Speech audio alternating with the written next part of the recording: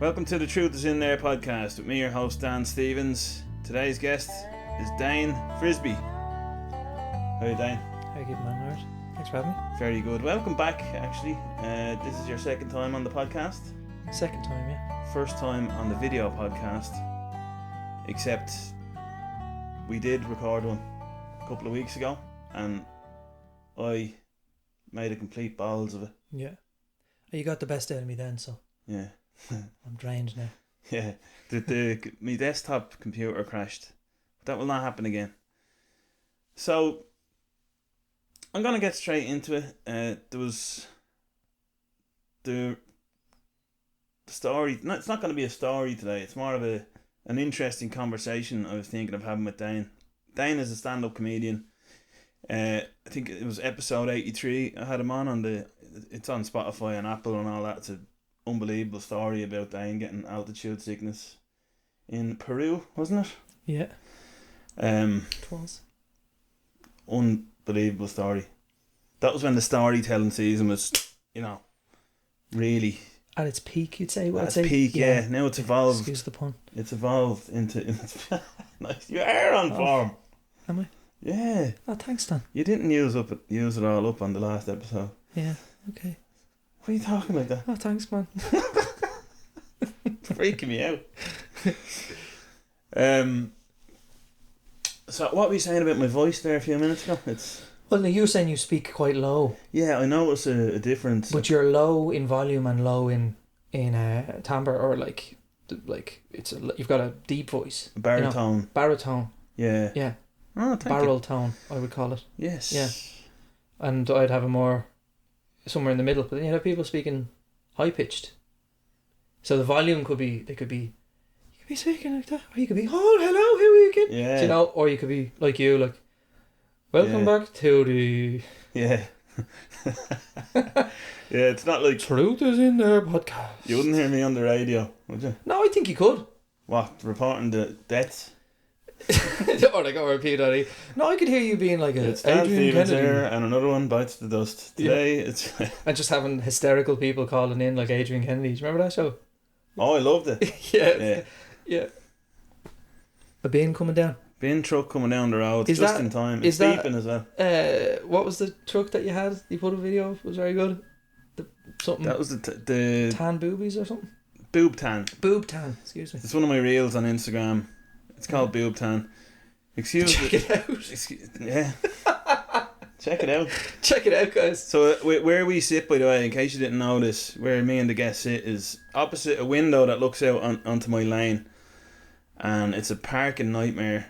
And now, just when I start the podcast, a bin truck comes down. So, will I cut it out, do you think? No, I'd say we keep going. This is natural stuff. We're looking out onto Blanchardstown Village. Yeah, up my lane, talk of you. You're not gonna. I mean, there's always going to be something going on in Blanche. Yeah, we're going to see a live bin man now taken out. Yeah, let's just be. This isn't the hopeful that first it's time this an has actual happened bin man and not a. on the podcast. I had a guest on before and this was happening. So embarrassing. I doubt we can even hear it, man. Yeah. Alright, look, anyway, the listeners can't hear the bin man, so Yeah. or the viewers can't see him, so it's irrelevant. Thank God the fucking state of him. So we're going to talk about, I'm going to do it a bit different today. You don't see very, bin men don't tend to be very well dressed. He's do they? grand, I'm only joking, but he is wearing a paddy cap and some form of thick glasses Yeah. and a shirt. Don't see a man in a shirt and a high vis, do you? No, not much, no. He's dressing for the job he wants, or what's that? I don't know, I was just thinking, do you reckon he always wanted to... I'm not being snobby, but... Oh, no, it's not at all. No, like, would you say when he was in school, he'd go around the classroom collecting all the people's rubbish? You know what I mean? Do you reckon he had a thing for Like it? that was his dream, like to be a... I'd say they get paid very well because no one wants to do it. Like, But it's definitely not his dream, let's be honest. Send him out to the yard Yeah, to clean up the rubbish. yeah. No problem. What's the worst job you've ever had? I would say it was in Australia. It was a bond cleaning job. What's a bond? In Australia, it was in Brisbane. Bond is like when someone moves out of an apartment and they want to get their bond back. All right. Their deposit. So you're 007 license to clean. Pretty much. Yeah, very good, yeah. there was this woman that advertised it on Gumtree or something, and so I had to people would employ this company or this woman to clean the house well enough so that they get their deposit back, which would be I guess a month's rent, which was pretty high. Yeah. So when it's a couple of grand and stuff, yeah, and she'd get paid 300 or 400 to. And you were doing that. So I was helping her, and she was an absolute lunatic. Yeah, but you're in Australia, so it doesn't really matter what you're doing. Do you know? You could be doing but it. This like, was she was. Mine was way worse. The thing about it was, none of the furniture was left or anything, but she used to sleep in the house, like, and then she was a crazy woman, and she wanted me to sleep in the house with her. Yeah. Yeah. Yeah. Nice. And I don't know what was wrong with me back then. I don't know if I wasn't a man. But if that was now. So back then you didn't know if you were a man. I was too scared. Like you weren't sure what I was sort like, of. oh no, she might have bad intentions. Oh, I thought you might be, maybe, curious about your gender or whatever. No. You can't assume, no. By looking at you, you never know. Yeah. You know. How's my Gotta hair be looking? open-minded. How's my hair looking? Yeah. Putting gel in my hair is like pissing into the ocean. You know, just nothing. Doesn't do anything. Yeah, squeezing. Makes it worse. Squeezing Brill cream into a bin bag. Yeah. Yeah, it's pointless. Like, yeah. Yeah, so No, but the worst job I ever had. What was I the only worst asked job you you that ever so had? I could say this. Yes. Do you know what I mean? Yeah. Do you ever get when people, they ask you a question and they're not even listening to you and they just want to say what they. Yeah. I hate those people. It just happened to me there. That's what I just did. What was the worst job you ever had? I held a sign for Blackrock Market in the middle of the street. Do you ever see those people that hold signs? Yeah. Like fucking on the Rock Road. Oh god. When I was like 16 holding this sign. Oh, miserable. What time of year? Oh, through the whole year. Anytime. I was only like 16 or something. But Jesus Christ, yeah. I just listen to music, hold the sign, freeze. A lot of the time I just put the sign down by the dart station. I go for a walk into town or something, play guitar in Waltons. But like, yeah. How long were the shifts? That'd get rid of the ego. Absolutely, yeah. All day, like 8 hours. Jesus. You see them on Grafton Street, How long lads did you holding do the that signs. Oh, I was like just, little jobs when you're kind of teenager or something. Yeah. But for a while, my dad knew the guy who owned Blackrock Market. So it was like one of the only little kind of cash jobs. Blackrock Market, and is that still going now? Like, I don't know. in Dublin, no? I don't know. Yeah. So yeah, that's there's two little mini stories before we get started here. Yeah, story machine. So yeah, there's that's still what they call me. Two, one story each there. Yeah. Binman's gone anyway. So I wanted to get Dane back on the podcast anyway because he's a great guest the last time. Thanks, man. Episode 83. This time it's what triggered the thought of the topic of this conversation was it was a post, was it, on Instagram? The dark comedy thing. Yeah. So I put up a thing about it was on a podcast that Tom Segura was on with Angie Huberman, who I like the two of them. They're grand. Yeah. Sometimes some of the podcasts are pretty informative or whatever. The Huberman Lab. Great podcast. Yeah, he's a legend. And Tom Segura, I like him too. I've seen him a few times. He wouldn't be one of my favourite comedians, but he's good. Like, I saw him in the 3 Arena. Tom Segura, an international sellout arena. Huge, like, arena selling out comedian. Yeah. Just has a new show on Netflix actually at the moment. It's pretty funny. It's kind of unique. But I listened to the whole podcast, but there was a clip in it about you can remind me because I can't even remember, but it was it was about dark comedy, and it was about, I think Huberman was asking him like about dark comedy, and then he was saying he met some, just as a fan of comedy, he'd go to shows and stuff, and he met some really dark comedians who who he'd met after the show, and they were like the loveliest, sweetest people. Yeah. And Tom Segura was like, yeah, that's often the case. Like, very often the case is that the darker the comedian on stage, the more I don't know how you describe it, just the nicer person they more off stage. balanced there. Maybe. Off stage. Yeah. Because maybe they're channeling that darkness. That's or what something the clip was talking healthy. about. Yeah. Yeah. And I just thought that was interesting because it's counterintuitive to a lot of people. It's also in my very limited experience doing stand-up, like just over 2 years, so what the fuck do I know? But it's in my experience, it tends to be true, or often true. There's always exceptions, and I would be aware of it too. I'd be kind of thinking of these things just because my stuff would be a bit darker or a bit out there or whatever. Yeah, and you've described me before as a clean comedian. Yeah, well, I think you'd describe yourself as that. Suggestive, I think you'd say, but like... yeah, like clean. I don't think clean as in... But see, I wouldn't call you clean as in like some super clean comedian who like doesn't curse or... Yeah. Like that would be a clean comedian who, you know... So I wouldn't really... I don't think you'd fit into that discussion as the clean or super clean comedian. Yeah. Because of the topics you touch on, because of some of the language you use. Yeah. Yeah. Because there are really super clean comedians that don't ever curse and that don't touch on any topics that are in any way could be perceived as controversial. And that's absolutely fine. Some of my favourite comedians are like that. Like Nate Bargatze and Jim Gaffigan. There's so many of them, you know. Yeah. And then it's just like any type of comedy. It's like there's great comedians who are hilarious, and then there's comedians who you don't find funny, and it's just subjective, isn't it? Like, so like Jerry Seinfeld would be a good example of someone who's super clean, never curses, or never really touches on things that he's just hypersensitive to it. But then and I wouldn't be a huge fan of his comedy, but I respect him. And if you see him in any interview or hear him talk about comedy, he's a genius. Jerry Seinfeld. Yeah. And obviously he's an old school kind of guy or whatever. But so there's variation across all kind of types of comedy, obviously. But yeah, so I don't think I would describe you. I don't think I would put you into the conversation of that clip. You know? Yeah, I think there was another thing that he said in that clip, as far as I can remember, is that. So I listened to what he said on the thing, and he said something about then, like, you don't. What did he say about making jokes about socks and ice cream? Was it?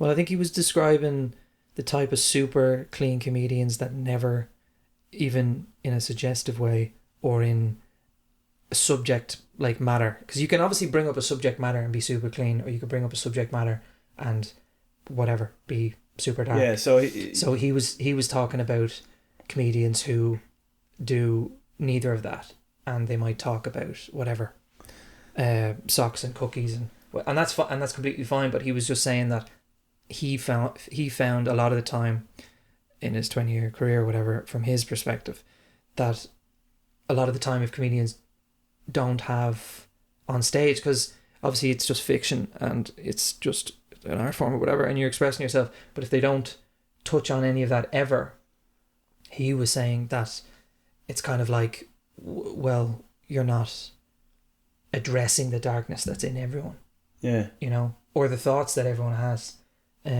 about certain things.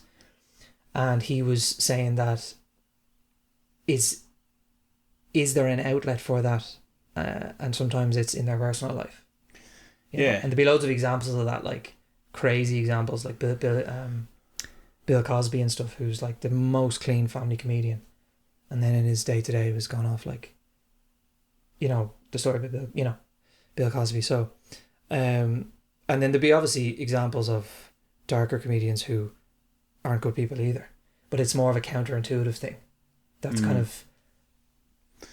Yeah, I get you. What I took from what he was trying to say at the time, I should have looked at it again more recently, but you know what, I'm gonna actually we'll actually look at the clip now. Oh yeah, you're gonna play it on the we'll look at it now. Yeah, I'll play it on the podcast. So check it out. Dude, the best people that I've ever met are the darkest comedians on stage, and the absolute most terrifying people are the super clean guys. Like, really? Yeah, dude, because they don't acknowledge the darkness. The darkness exists in all of us. Mm-hmm. The Dalai Lama has dark thoughts. Like, it's just... Jung said this. I mean...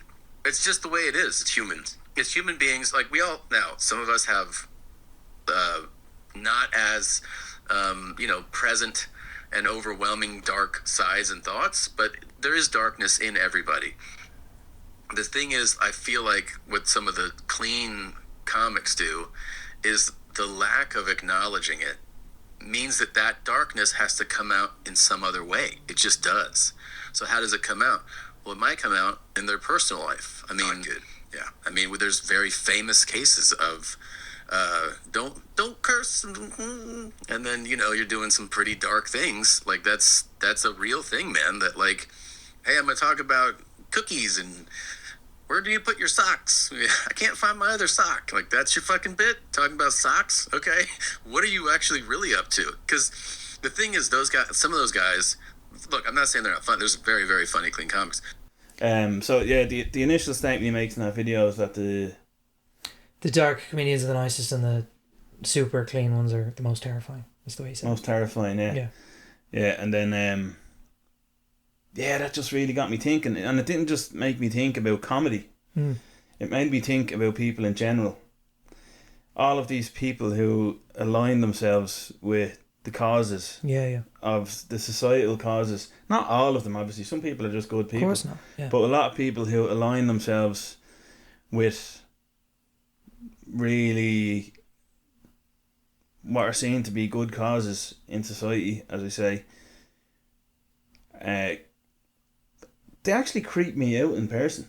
Well, sometimes it depends on the type of person. There could be someone who's just really passionate about something and wants to make a difference and all that, and that's very admirable. And then there's other people who are very anxious in themselves, have a lot of personal issues, and they project onto the world through bigger issues as an outlet for themselves, but it's really about themselves rather than them actually caring about the specific issue. Especially all they're doing is posting online, reposting other people's content. Yeah. They're sitting at home, they're not doing anything about it, and they're just an anxious type person. It's a lot of that. But then there's the other type, which I think is the worst type, who use these causes as an outlet to just the saying, like, virtue signal to virtue, to show, oh, look, I'm a great person, or look, I'm part of the tribe, or look, I'm signaling the right thing of the time. And they creep me out, those people. Well, I think, I get it just gives me a bad, they give me a bad negative energy. Just, first of all, I'm like, okay, stop lecturing me and have a bit of respect for the things I've been through in my life and the way I view things due to my experiences, first of all. And also, I'm not a child, so don't tell me what to do. You know? That's the first, most basic thing for me. It's just something funny about you saying I'm not a child. Yeah. So seriously, I've never seen someone that looks less like a child. Feel like one. Yeah. No, you're right though. But that's a basic human thing for me. Take everything else out of it. Just don't. I won't tell you what to do. So don't tell me what to do or think. Yeah. Okay, for me that's like the primary thing. I agree with that. As long as you're not harming anyone. Yeah, but these people are on a pulpit, some of them, and there's not many of them, in fairness. Most people they have the common sense to... Yeah, it's just that these types of people get amplified on social media and in the media in general because of outrage, because of clicks, and because of the polarisation of the extremes of either side of whatever, whether it's politics or whether it's whatever it might be. They're pawns, really. Yeah, 100%. And actually, if you look into their life, they're not actually fucking doing anything for anyone. They're not helping anyone. They're not volunteering anywhere. Yeah. They're not giving anything. They're sitting at home anxious, or sitting at home narcissistic and posting and virtue signaling to other people to try and grandstand for themselves. It's really a selfish pursuit. Do you know what I mean? Yeah. Whereas they don't really know anything. They're spouting what other people who maybe know or who are in their tribe or whatever the fuck it might be. Like it's ideological based, which is a shortcut to wisdom. It's I'm going to adopt all of these thoughts, I'm going to adopt all of these rules, and I'm just going to spurt them out. And any challenge to that is a challenge to the whole nearly religion of their mindset. Now this could be many different types of people and could be on any side of the spectrum. But yeah, I agree with that. But I don't know. Now I'm making a parallel there of wider society to comedy. Yeah. And I'm But I mean, I think they're quite different things. I mean, what's the parallel for you? Well, I think the darker comedians, or if you want to call them that, they take in the. This might make sense or it might not, but whatever. They take in the darkness of the world, like they take it in and then they write about it, and then they will. Well, I think we all take it in, unless you're living under a rock or you're thick or ignorant. Yeah, we all take it in, and I think people who are dark, they choose to let it out. Well, I mean, there's an outlet. It's that Jungian. It's an old psychological thing. It's they let it out with their own. How would you describe expression? With their own, in their own way, with their own. They talk about things that actually affect them. I think or things that they see, rather than being told stuff and then I don't know. I'm trying to figure out. I don't know if subjects have to directly affect the comedian. It could just be that, I mean, it's fiction at the end of the day. It could just be that they've noticed something, they've observed something that's like doesn't make sense talking about this topic, or there's a contradiction here, or even just there's a wordplay here and they thought that was funny or whatever. There's a million different ways to get at a joke, whether it's dark or it's clean. So it's bringing people to a place that's uncomfortable and trying to make them laugh, because that's, at the end of the day, that's the only goal. Yeah. And that's the only sort of currency we deal in is laughter. Yeah. And if you can bring people to a place that they're uncomfortable and make them laugh, it's a positive thing. It's healing, to not estimate what the value of comedy. Do you know what I mean? It's not, you're not saving the world here, you're telling fucking jokes, but the point, I think humor evolves to help us through tough times. Yeah. And that's part of it. I think social cohesion and all that. And there's one thing I was just thinking about that on the way here was, like, I hate this whole, it's part of society now, and it's I think it's misinformed and ignorant, but this whole oppressor oppressee victimhood narrative, right? And it comes into comedy in the form of when people think you're punching down. You hear that a lot. Yeah. Punching down, punch up and all this.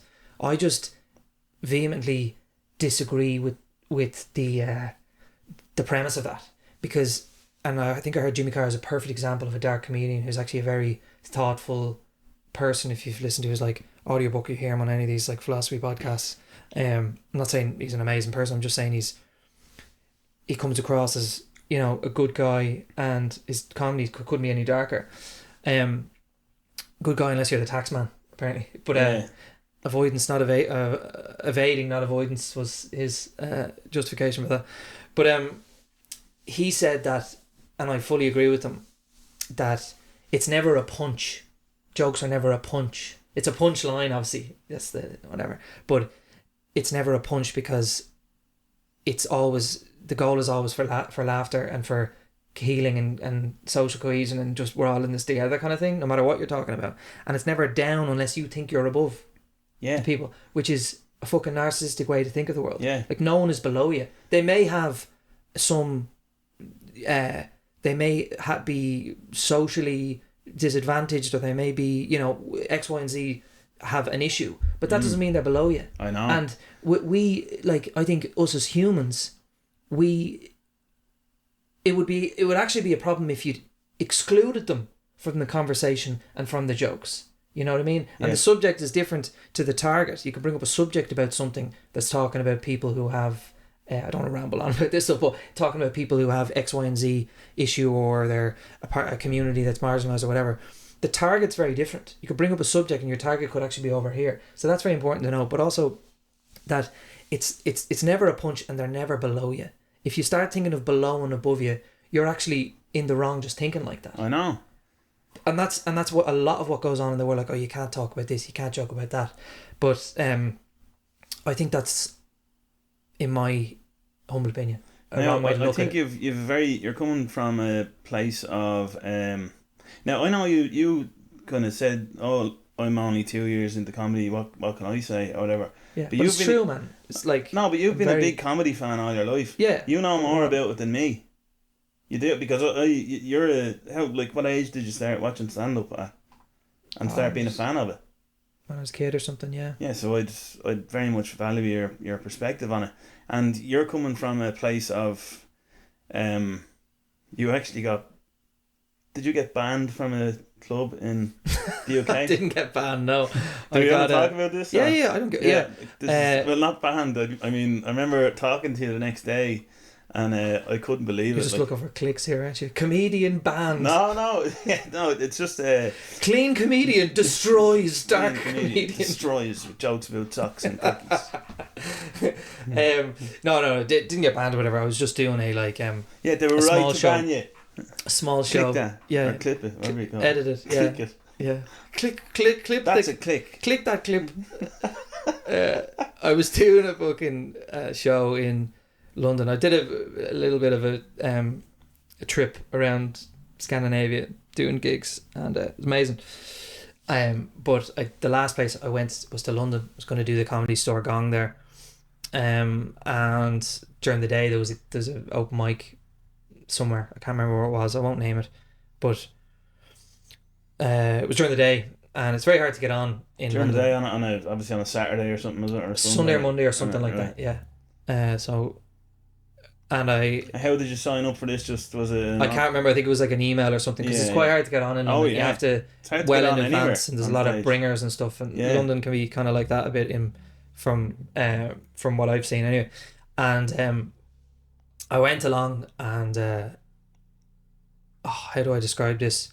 Like, I don't know. It was just let's start from the start. I think I had 7 minutes. 7 minutes. And I opened the show. You opened the show? Yeah. And was there a host? And I'm not making excuses, I'm just painting the picture. Yeah. It was piss and rain outside. Right. It was, I'm probably giving the fucking show away now, but it was 3:00 in the day.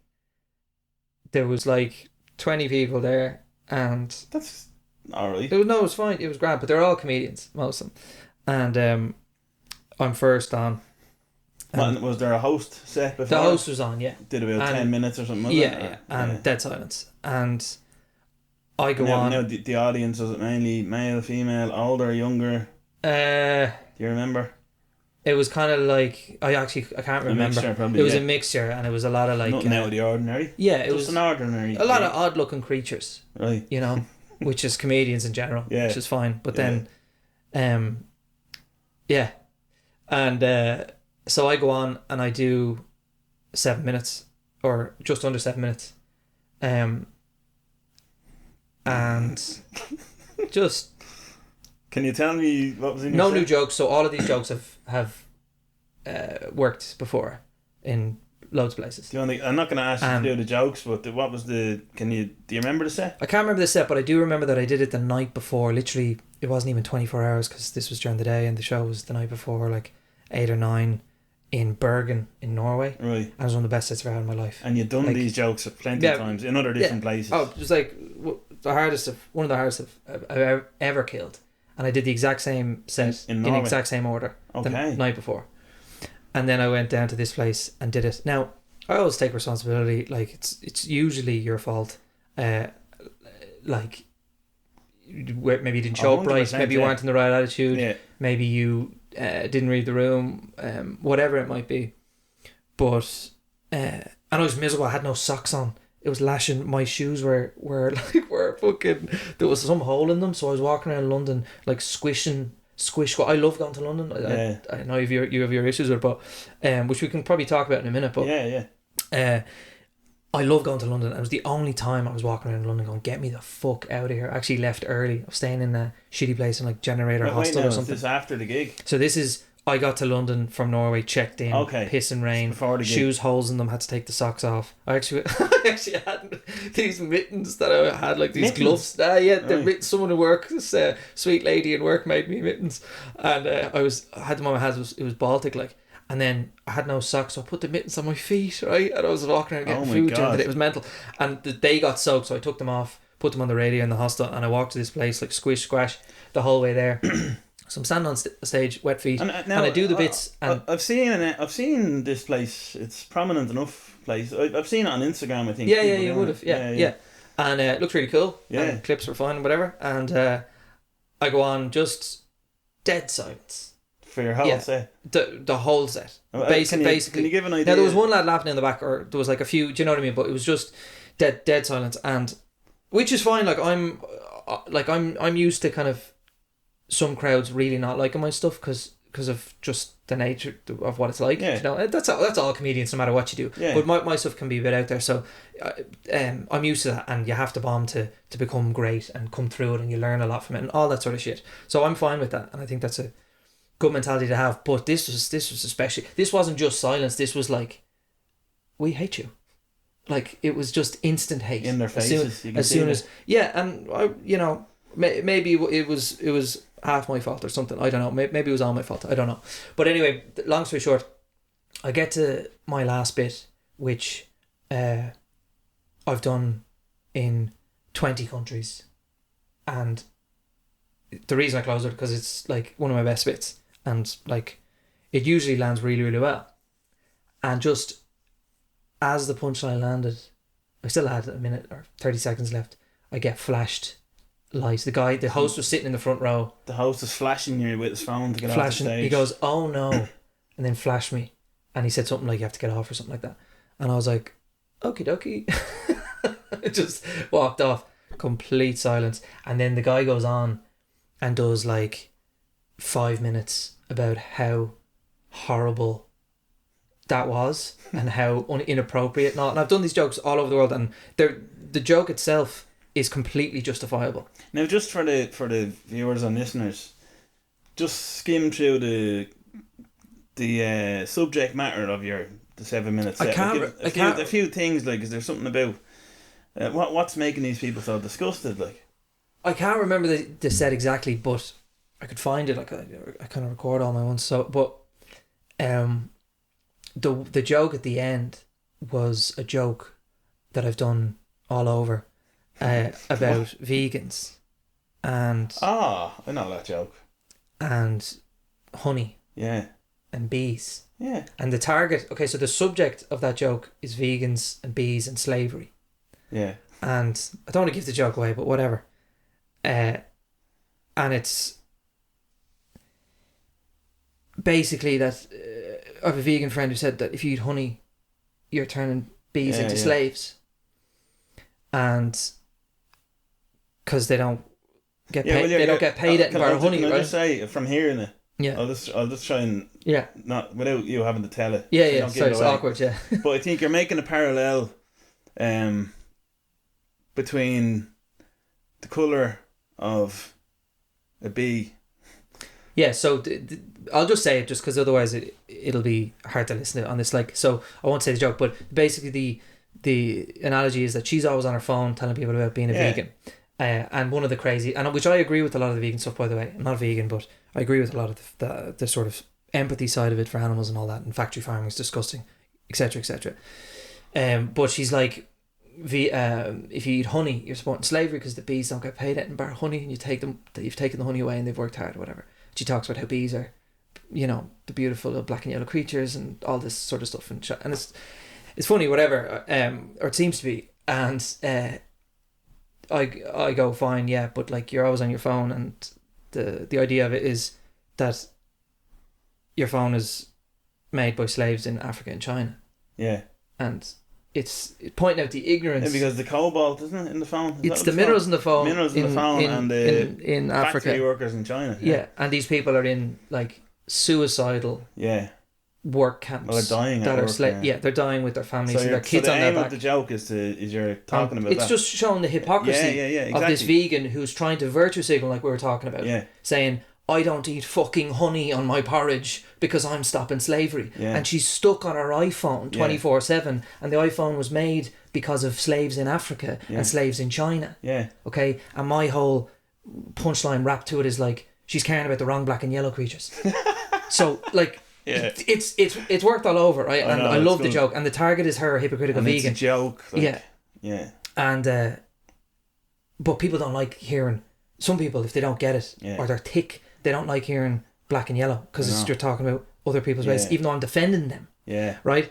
And so he flashed me. He's like, "Oh no, you can't say that." And I just walked. It was a hilarious situation, and it just a feeling of hate. Do you know when you get a big pop and a laugh? It's like it's the best feeling in the world. This was just, you could feel the hate coming off the crowd, and I stood at the back because I hadn't seen any of the comedians. I was like, right, well, that was horrible. And during the next set, at least they didn't say leave the building. no. You were allowed to stay for the rest of the show. Well, I just walked to the back. I mean, I was on my way out, but I walked to the back and stayed. I watched a few more of the comedians, and it was a rough enough show, like rough for everyone. Yeah, but just it was no shade at anyone. It was just rough and bad energy. Anyway, he goes on fucking talking shite for a while, and then brings the next comedian. The host, yeah. And during the next comedian, a comic who's sitting at the back during my set, makes the effort to go to me, who's like, it's out of his way, like I'm not sitting, everyone else is sitting, I'm at the back of the bar, and he comes over to me and he says a load of nice stuff about the jokes and was like basically being encouraging, like, you know, he called the place a comfortable cult. All right. Do you know what I mean? And I was, so that was nice. I didn't need to hear that, but it was just like that was sound of him. And then I left. I was like, all right, I get what this is, and you know, go home. And you know, you feel horrible. You never feel good after bombing, but that was especially bad. So that wasn't the end of it, though, was it? Did you get an email or something? Well, I go into that. Yeah. So I got an email like the week after, being like, and I won't go into too much detail because I'll give away the place. A week later, was it? An email. A few days maybe. Being like, I'll just say we're not going to put you in the promotion for the gig. We're just going to, and it was real, like, because we just don't want you receiving any bad things from people online. Do you know what I mean? It was self-serving the way he was talking, and then he went through like a whole lot of bullshit about how, you know, you can't do this and all this sort of stuff we were talking about there. And then went through a whole little paragraph of like, and I've been doing comedy this many years, and so you should take this advice and all this sort of stuff. It was mental. It was mental. So I wasn't going to respond at all, but I did send him a response at the end, and I just sent him a really lovely response, and just acknowledging the points that I take on about adapting to a crowd and all this sort of stuff, but then just saying, I think you might have misunderstood this joke here. Sent him the whole thing that kind of I just said to you. And by the way, did you write this email on your phone? No. I don't know. No, it was on my laptop. I was making a joke. Yeah. You should have said that to him. Yeah, so that's how my jokes landed in. And then I just sent him I said, look, it's just the way, you know, subjective comedy and all this, and I sent him the justification for the joke and everything, and then I sent him the link to the joke, to the set, which was the exact same from the night before. Oh, right. Whereas just murder and applause breaks. And, insane. I had one of the best sets of the night in Norway. And just being like, you know, why do you think it's landing here and not there? And I genuinely asking him, but also being like, you're off on this, man. Yeah, you know? And it was a lovely email. I sent it in the nicest way and in a genuinely nice way. Didn't hear back, obviously. Didn't hear back. Yeah, because he's not in the business of having a nice dialogue. He's in the business of pointing and saying his way or the highway. Isn't it? Like, okay, so that's that. So where are we going there? No, I asked you about that just to give an example of basically that thing in action of those people don't want any hard topics being talked about in their club even if you make a good joke about it. You know, they're on the side of, that club would be certainly on the side of clean. Like, you can't go, like, what is clean comedy? You know what I mean? That's what I'm saying. Well, but for them it'd be okay to talk about sex and. So that's what I mean. So that wouldn't be clean, do you know? So it's not. I don't know. So I can't speak. I'm not in their head. I can't speak. It's usually political issues that they don't agree with. Yeah, but the jokes weren't even that political. It was just like.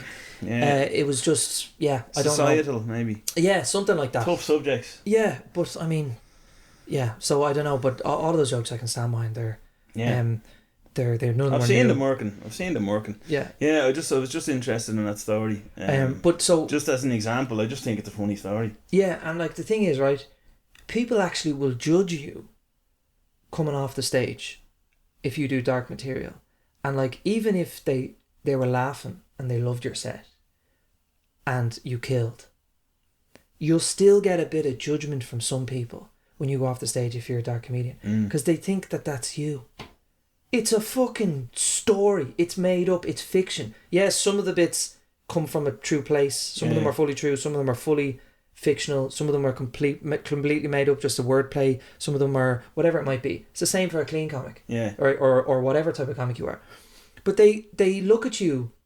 It's the same type of people that, do you know, when they see an actor who's only played the villain or only played dark characters, and they think in real life that like they're like that.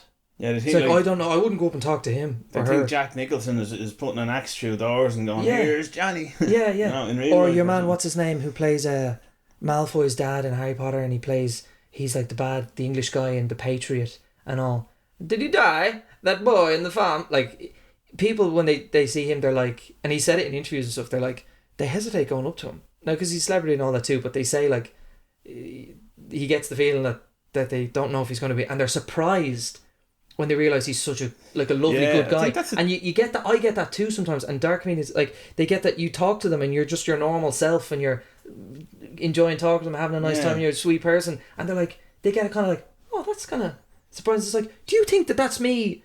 Do you think that's a TED talk or something, like, or that's some passage from my journal? I think it's a testament to your man's acting and a testament to your material if they, you know what I mean, if they believe that's, you must have made an impact, you know? Yeah, well, I mean, you always want to come from a truthful place, I think, performing wise. Yeah. And you want to come from a truthful place in how you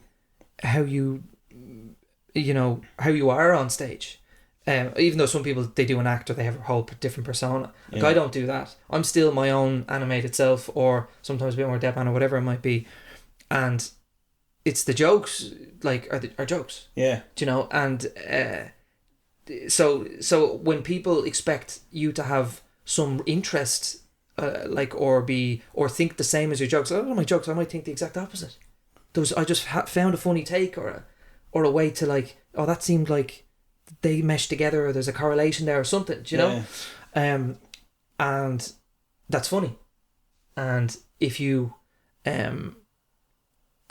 you can't really judge people for what, do you know what I mean? Do you get what I'm trying to say? Yeah. So they think it's like who you are, and then you see comedians and they're like doing all this other type of, I wish we had a different word than clean, but like they're doing a kind of more clean, and then you talk to them after, and some of them aren't like as friendly as they're coming across on stage, and that's also a surprise. That's like, oh, you know? Yeah. So some people shock me, like the way they are off stage. I've come across it everywhere I've gone. Like you'll, and I don't know what it is, but some people are just really unpleasant off stage. Yeah. And but on stage, right? Like they'll be maybe doing certain types of jokes or talking to the audience, and they're having the absolute crack with the audience, like. Yeah. And then they'll come off stage and they'll just be miserable. A miserable person, and I'm like, how does that work? Now that, I think, is someone just totally acting on stage. Yeah, I mean, there's a couple of things going on there, I suppose, because there would be good examples of, like, Robin Williams, who, as an example, who was, I mean, the most animated, hilarious comedian, and Jim Carrey as well. These are people that you'd mentioned previously. And just by the way, all these things that you mentioned here, for some reason in my head, I always think of, like I said earlier, the society parallel. You know what I mean? So people like that are in the pub cracking jokes. Yeah, and there usually was the ones with the issues. Yeah, and there was that ad that was on. I don't know what it was an ad for, but it was like an ad on suicide or depression, and it was these two lads at a football match, and the lad who was like giving it loads and having the crack, he ended up being the one, and it was kind of a surprise. Yeah. So there's definitely an element of the manicness. I always usually do really draw, like I always see comedy as a microcosm, as a little small version of society, And when you think about it, I just do draw a lot of parallels. So that's where the way my head so do I. So, but what were you saying there? The point is just that, like, it's not always what we're talking about there, where they're putting on an act or they're not showing their real self in some way or the other. It can also be that people have a depressive side and they have a manic side, and I think you could see that with, say, the likes of Robin Williams. Obviously he had a lot of issues, and I think Jim Carrey was similar, you know, the most out there and hilarious and animated person on stage and then off stage. But that doesn't mean that doesn't exist within him as well, you know. And it's a slightly different subject. That's more on like temperament and mental health and stuff than it is on the type of comedy you do and why you do it, and what type of a person might that signal. Even though these are like sweeping generalizations and we're only looking at, like, I think it's interesting because some of them are counterintuitive. Really nice person on stage, bit of a dick off stage, like goes really dark on stage, and then sweetheart off stage. It's interesting because, like, sometimes that can be the case, and that's what we're trying to get to. It's like, why is that, or where's that coming from, or whatever. It made me just question myself, not in a bad way. I just kind of go, where do I fall in that? You know, when you posted that, I responded to it because it really made me think. I was like, am I expressing my darkness? Not the dark, because we do have a dark side. You're dead right. Everybody does. Is that the face you made when you were commenting on my post? Just like, am I? Yeah. Sorry. But what about these comedians? It's like, fucking, just WhatsApp me, Dan. Fuck's sake. I was kind of I was writing out loud. Does that make sense? Yeah. I never heard anyone say that. It's good, isn't it? Yeah. It just really made me think for some reason. It was it's just one opinion, and it may be wrong. No, but it's very. There's very something to it, I think. Yeah. That's why I wanted to talk about it. It's just, I don't know how to nail it down. You know. Like, because what's the other thing? It's that comedians who are super clean and kind of PC and whatever, you're expecting them off stage to be, hi, how are you doing? Clean. Oh, geez, wouldn't say that, or after you. And you're expecting what are you expecting the dark comedian to be coming off stage being like, no, fucking, there's famine in the Congo. Like, no, like, no. What is that? Is that what we're meant to expect? Like, do you know what I mean? No one would in their right mind would go see a play and think the nice character is always the nice character, and the dark character is always the dark character. They know they're fucking acting. They're creating. They're playing a character. It's a bit harder to differentiate with a comedian because a lot of people do go on and go, hi, I'm this and I'm from there, and they're telling their story and they are being themselves. Maybe it's a bit of escapism, you know, as well. It can be that, I think, where that's actually something that came into my mind about it, is that when I thought of someone that has a very dark, whatever that thing that Tom Segura is talking about, that they're not expressing on stage, that must come out in person. I was thinking it's possible that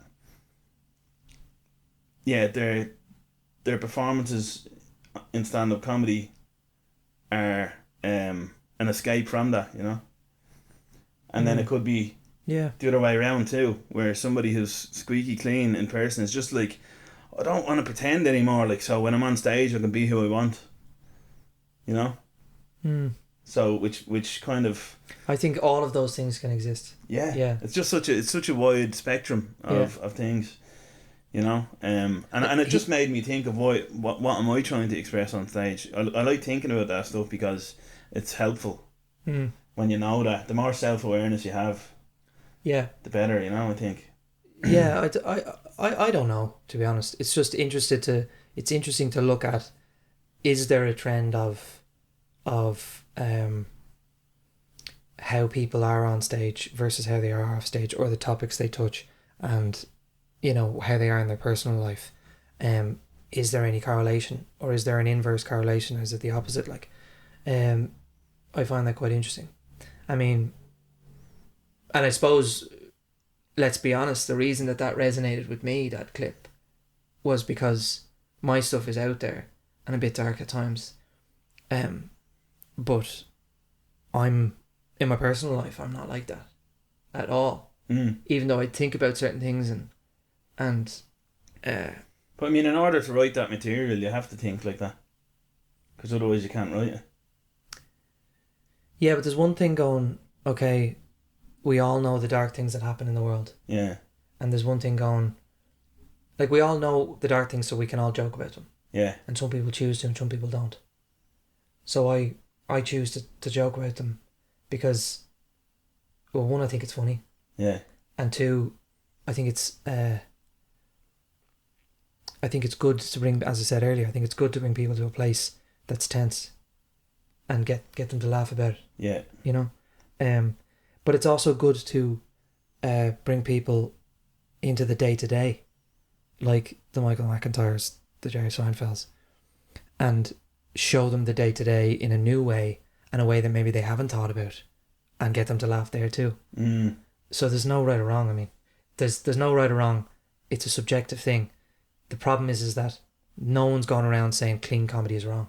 Yeah. People do go around and say, you know, dark comedy or edgy comedy is wrong. Yeah. And they take it as if you're going up there and giving a lecture about something, which is a horrible way to contextualize it. It's a horrible way to to talk about comedians, because they're not doing that. Now, when they do that, it's never fucking funny. Yeah, I think one thing dark comedy done badly though is horrific. Yeah. Whereas clean comedy done badly is kind of harmless. Yeah. That's probably. But the I thing. see it as horrific. Yeah. Do you know, like, yeah, if you're, I mean that's what if I you're mean. watching it, any comedy done badly is horrific. But then the problem is that you have to practice. If you're a dark comedian, yeah, like if you think about things that way, which is it's normal. It's harder to hone your craft doing those kind of jokes, because if they're like, I do a joke and it doesn't work, it's like, alright, but then a dark joke that doesn't work, it can be catastrophic. If it's about a sensitive subject, yeah, because it doesn't just bomb. You really sound like an asshole. You get judgment on top of that, yeah, which is so it's a lot riskier, and it's hard. But then when you do get it right though, it makes it you just go, oh, that's brilliant. Yeah. But I mean, if you're doing that material, well, you have to try. Honing it is harder. You have to write on stage. I mean, you can write at home, but you have to perform it on stage. You have to try on stage. So, stand up is unique like that. So I mean, like, yeah, it's tough if you're gonna be doing that type of stuff, because you'd wanna you have to practice on stage, and a lot of your jokes aren't gonna work. So then people are gonna think this and that. But like, anybody who's has their head switched on isn't thinking. They're just thinking he's trying. This is the type of material he's trying. Do you know? But when jokes don't work, whether they're no matter what they're about, it's fucking miserable. Yeah. Do you know? Yeah. And like, so, but I get what you're saying, and it's true. I felt that. Like, you go to open mics and you're trying mental jokes, and people are sitting there going. Well, it's definitely harder to test a dark joke. There is a responsibility as well if you're going to talk about things to do it well, I think, or to at least have sort of things thought out in the premise wise. But it's so it is a challenge then if you have to write on stage or try things out to get good, and to try and get ahead as well, because like people don't want to have, people can judge you, and then they might want to have you back and things like that too. So struggle with that a little bit, but it's all good. Yeah. The one thing that I found was a great, I wouldn't call it a test, but it really made me look at my writing and all my jokes, was when we went to Kill Tony recently in London in the UK. They brought the show there. Kill Tony is a stand-up comedy podcast, which I think it's the first of its kind, really. Live stand-up comedy on a podcast on YouTube that's been going for over 10 years, maybe 12 years now, almost. We went to the 10-year anniversary together in Austin. Yeah. Started out small, 8 or 10 people in the audience in the Comedy Store, Belly Room they call it. Yeah, I think the small room in LA in the Comedy Store. Yeah, and has grown massively. That's amazing. The brief description of how it works is a load of comedians, or anyone can sign up for the chance to be pulled out of a bucket. And anyone does sign up. Yeah, anybody. So Tony Hinchcliffe created it. He's a stadium. At this point, he's selling out stadiums. Selling out stadiums, arenas. At this point, hasn't missed one Monday like of that podcast ever. It's come out every Tuesday. It's recorded on a Monday. Just talk about consistency, like, you know. Yeah, it's amazing. And I love it, man. very inspirational. But yeah, so at this point, it's hosted in the Comedy Mothership Comedy Club in Austin, Texas, Joe Rogan's club, and about 200 people will sign up to be in the bucket. The bucket is on a panel. There's a panel of 3, Tony and 2 guests plus the producer, whose name is Brian Redban. He does sound effects and all that kind of stuff, and there'll be a bucket on the table. They pull the name out, and whoever gets pulled out comes on stage, does a minute of stand-up comedy, and then does like a 7 to 10 minute interview, gets interviewed by the panel, and anything can happen. So this show has gotten to the point where they put on a show in the O2 Arena in London, and I think that's a 20,000 seater, and there was about 13,000 people there. Oh yeah. So me and Dane went over. Dane sent me a message one day saying it was on, and we were like, right, we're going to that. So we did a trip to London. Glenn Jeffers as well was there, Jeffo. Yeah. He only went over to he was just on holidays over there. He's a comedian as well. Yeah. He wanted to just relax and watch the show. Yeah. But all 3 of us ended up signing up. So we're sitting in the what would you call it? The comedian section. Standing in line in the queue. Yeah, well, we had to queue up to sign up. Yeah. And then we're all sitting there together in the comedian section, waiting to see if we get pulled out of the bucket. But what I was getting at there was, we had to think about what our 1 minute of our comedy in front of, well, they get like 2 million views per episode. So you have to, me and him, and as well. like, we travelled together and stayed in a room together, and 2 of us are trying to think, what is the 1 minute we want to bring to 2 million people? Because that is possibly going to happen tonight. It's a long time, a minute, but it's also a short time for longer setups and you know, any type of story. It depends on your kind of style in a way. Yeah. I mean, that makes you really put a microscope onto your jokes, doesn't it? And go, what? Like, because if it doesn't work, like, I know, it's an unbelievable podcast, and just an amazing, it's just an amazing show for sort of comedy, sort of anything goes, and it's a real sort of I hate this term, but it's a real safe space for any type of comedy, and it doesn't matter who you are, where you're from, what you're like, anything to do with your background. It's just, are you funny? Yeah. And so you get people of all types coming on, and it's a really, like, I just think it's an unbelievably I think it's a beautiful show, and I think the attitude for comedy is unbelievable, and that's why it's so big. I think it's become fucking, I think it's the biggest comedy show on earth now, as far as, like, it's definitely the biggest live show. Gotta be, yeah. But it's, I think now, because it's streaming on YouTube, and it's YouTube's biggest comedy show, and YouTube's the biggest streaming platform. I think they're now saying that that's kind of making it the biggest comedy show, and it's now on Netflix, and they're doing like a 3-part, I think, series or contract with Netflix, and it's fucking huge, and it's obviously live, and they're pulling bucket pulls out, so anything can happen. Yeah.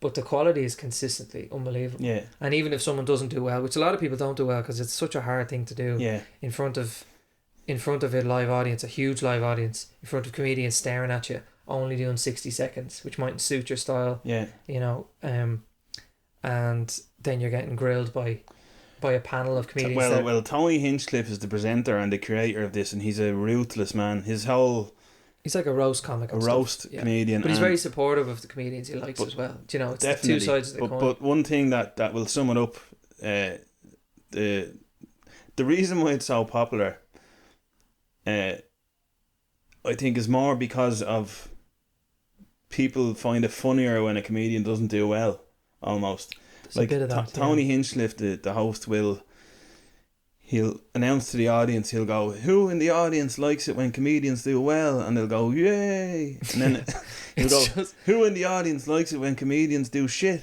And they'd be like, yeah. Yeah. So that's what you're sitting through when you're waiting there. I just remember, man, we stayed on like the docks in London. We had to get to such a different part of London. Yeah. Walking through like parks and forests. Yeah. And getting to, I don't know what part of Docklands is that? What it's called or something, but opposite Canary Wharf. Yeah, really cool. So every time I go to London, I see it from a new angle and see kind of different sides of London. And it was like our hotel had a river beach, and you had to get a ferry across to then either get the underground or another kind of speed ferry to get to the O2. It brings you to the O2. Unreal. Yeah, I never knew they had that sort of thing. And the chat that started between us on the way over on the boat, that was to me the most I laughed in ages, because we were talking about all the worst case scenarios that could happen. Because anything can happen. Like I was gonna say, the first line of my joke that I was gonna do would be or one of them was, I've been told that I look like I eat vegan people, but imagine this going up. I mean, like, I've been told that I look like I eat people. Vegan. Tony, can you edit me out, Tony? Tony, edit this out.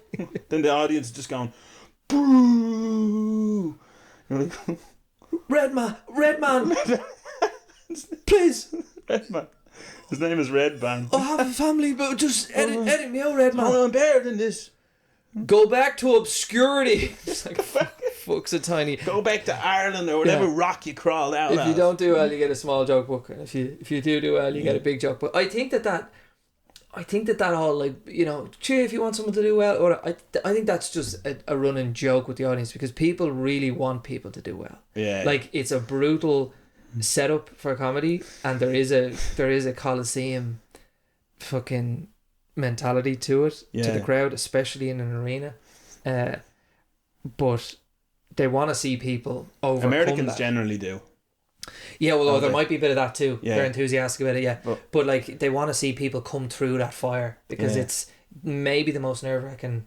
It's probably the most nerve-wracking thing you could ever do in stand-up, and a lot of big comedians who are already established would never do it, because it's 60 seconds, which is mental, and then it's in front of a live audience being filmed, which is another thing. Filmed on YouTube in front of millions of people. From several cameras. Yeah, and you have some of the world's best comics. They always have the guests, or like, it could be anyone.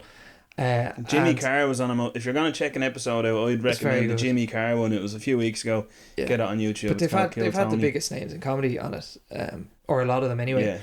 And they're staring at you. They've had Post Malone on it, and just like big figures in the world, like music and even politics. Another thing I'll never forget from that experience was, when you sign up, you're allocated a seat, and me and Dane were sitting beside each other, and so then the show starts, and you're waiting for 14,000 people are in the audience. It's filling up. You're watching it, waiting for Tony Hinchcliffe to take the names out of the bucket. Then he gives it to this. Sorry, just for the audio, I'm just doing the movement of how he takes it out. I choose you. Yeah, that's how it feels, doesn't it? Like you're and then he for the slaughter, out, and then and then he gives it to Red Band, and then Red Band gives it to, there was a young girl there, part of the crew. She goes, the crew comes out then, and they didn't do this in the show we were at, but they usually just come and get you, like, and tell you that you're going on. But they had this big whiteboard, like. Yeah, they held up a whiteboard, and like they were a ring girl in a boxing fight or something. Yeah, and then they come up. So every time the book gets pulled out, me and Dane are like, I was like, oh, Dane, please hold me. Yeah. And Dane is like, okay.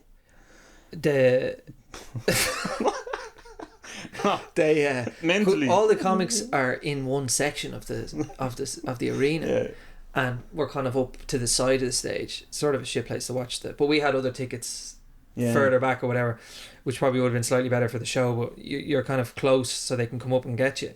And but they take the same stairs for every comedian. So as they're coming up the stairs, getting closer and closer to our row, I mean, it's unbelievably nerve-wracking, and you're there to sign up to get on, but you're just like, it's like you're being told you're going to fight for your life in front of, you'd rather be like going out to actually do something like physically dangerous, I know. then it like it's Oh, you would. on another level. Like I don't think I never felt that, and like every time, and there was 12 or 13 names pulled out of that bucket, and every time your heart just went up to me throat, and it was Mad. good because Dane was feeling the same way. The two of us were like, everyone in the fucking everyone, all the comedians. Like, Yeah. there's a lot of quiet comedians sitting there. There's a lot of nervous energy. Yeah. There's a lot of comedians going back and forth, getting 8 or 9 pints. It's a Yeah. mad energy. It's a fun energy as well. yeah, But it's what made it worse is that you're in an arena and like the bucket pulls weren't going well,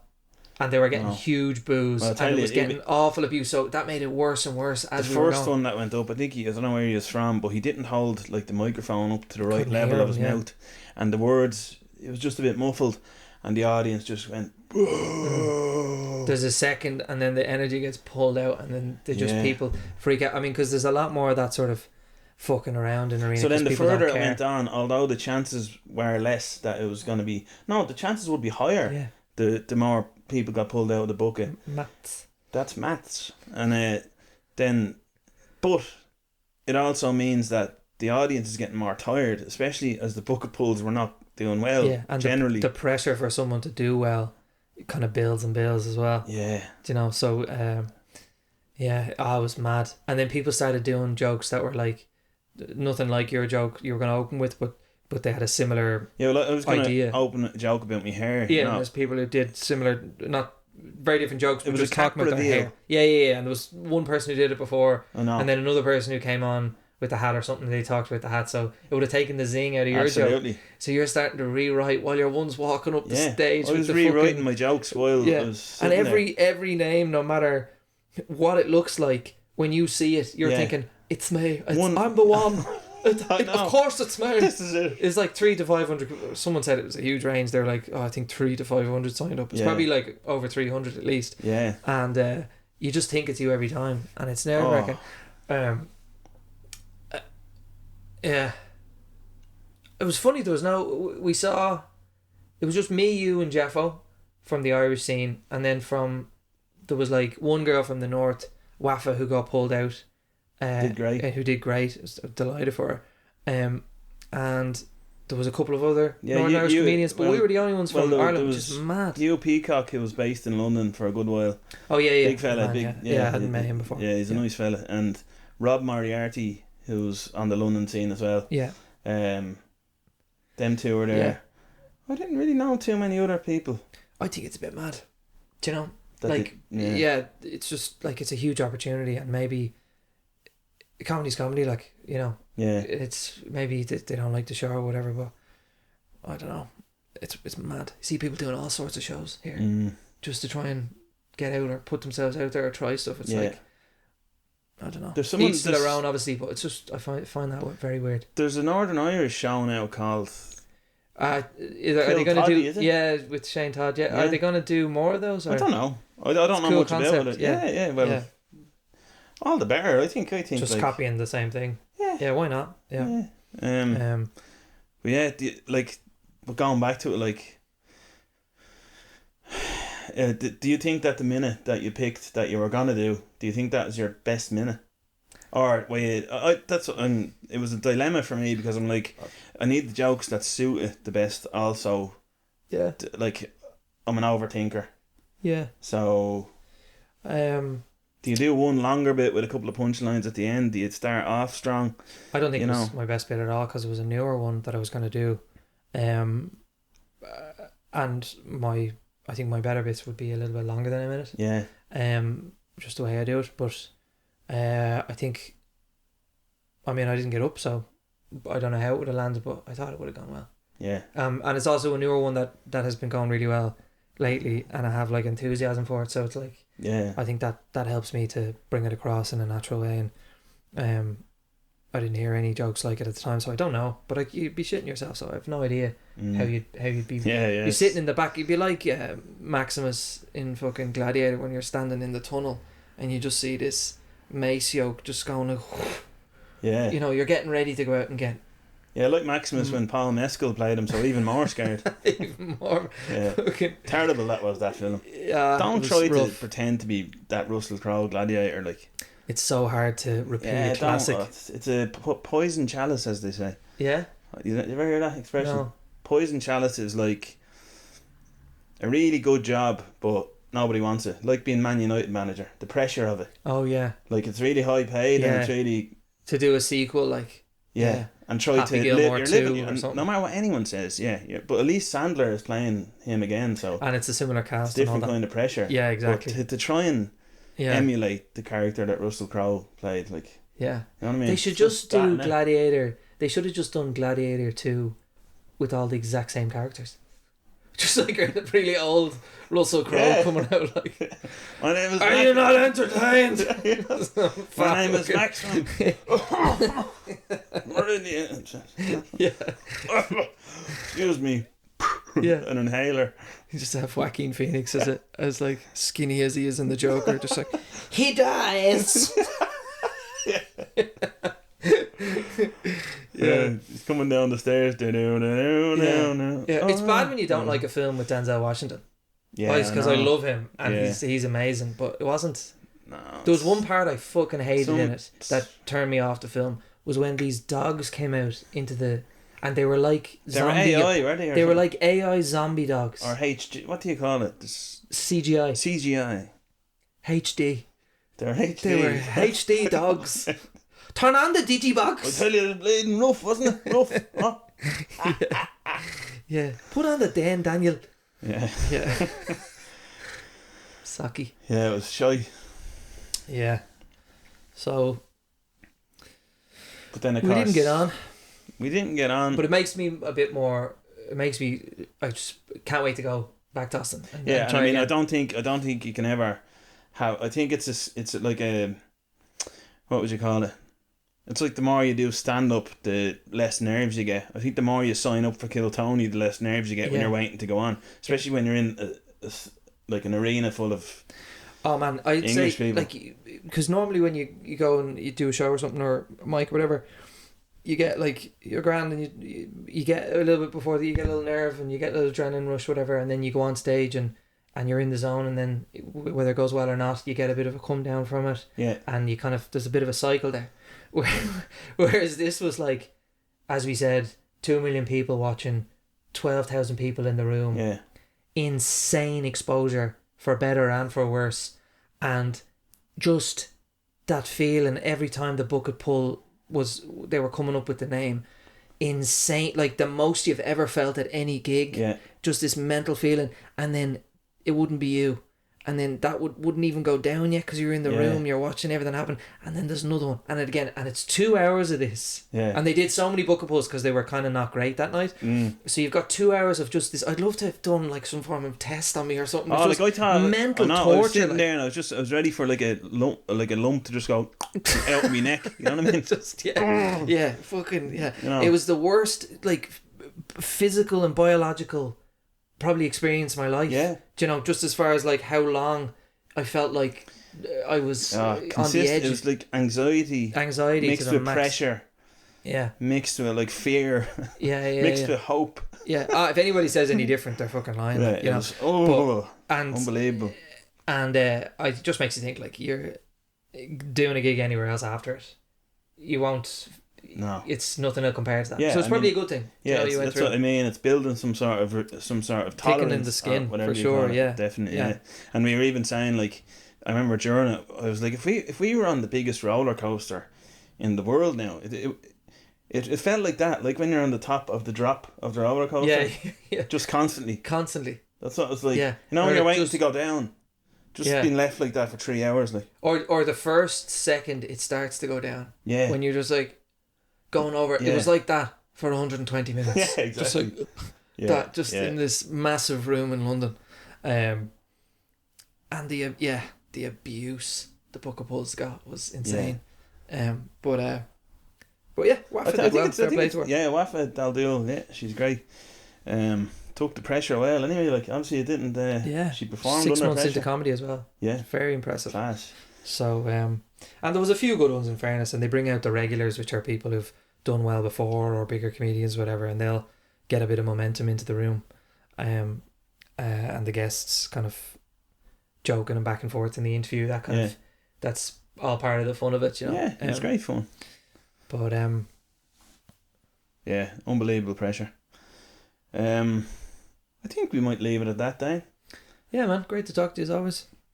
Thanks for coming back. There was great. I got great reviews about your podcast that you did, the story you told about the altitude sickness. Wow. I'd highly recommend guys go back and listen to that, but it got great numbers. Lots of people watched it. From your mum, was it? Yeah. Mrs. Stevens, 49. Yeah. Yeah, she I told her the other day, I said to her, I was like, I go in and sit with her sometimes and watch telly with her, you know, with my mum. Oh. She's my biggest fan, you know. She's great. And next thing I'm like, jeez, I'm getting no views on the YouTube, you know. It's just terrible. And I'm like, and the worst ones are when I do the episode by myself. Just nobody this. Honestly, I know I have a joke about this, but there was 6 views on it, and 4 of them were me. So the retention was terrible, which means like, when do people drop out of the episode? So I went in to my family house, talking to my mum, and I'm telling her. Next thing I hear myself on her phone, and I'm like, "What are you doing?" She goes, "I'm listening to a bit of it." I said, "No, if you're gonna listen to it, listen to the whole thing. Put it on sleep timer, end of episode, right, when you're going to bed." I said, "You're ruining the retention. Turn it off." And then you know. Yeah, she's not going to listen ever again then now. After no, I think she used to leave a comment on them that stopped. Each episode, well done, Daniel. Yeah. Yeah. A lot of friends do that at the start, don't they? And they just start dwindling away. Yeah. Yeah. Dwinkling, yeah. Anyway, watch it for a 7th time He tonight. was the president of America, was he? Dwindle? President Dwinkling. They just start dwinkling away, you said. Abraham Dwinkling. We love creating new words on this podcast. Yeah. Abraham Dwinkling. Hopefully people don't dwinkle away after they hear that. They're all dwinkled already.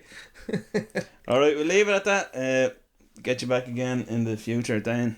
Won't be coming back. What? No, just... Right. Fair enough. Fair enough. Thanks for listening. Thanks for watching. Spotify, give us a follow if you haven't yet. Give a good rating. Share. If you like it, share with people, please. I always forget to say that. If you're watching on YouTube, like and subscribe. Follow Dane on... Where would you like to... Just Dane Frisby everywhere. Dane Frisby. With a Y. Yeah. So, that's the end of that one. And I'm Dan Stevens. Thanks for watching and listening. And we'll be back again soon with the next one. Goodbye. Don't touch my leg ever again. I laughed to myself so fucking hard there.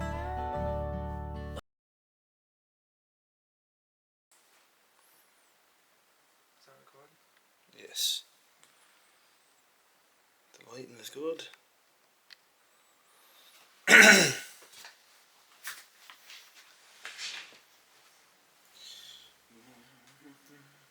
Oh, this curtain's a bit more down on the blind. Just with the light levels. Just fix your hair, man.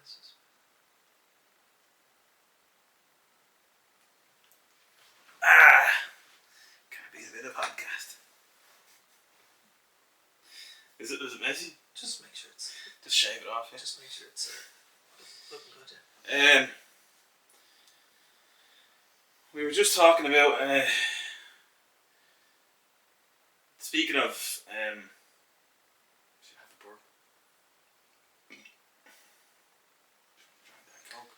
But I was gonna say it is good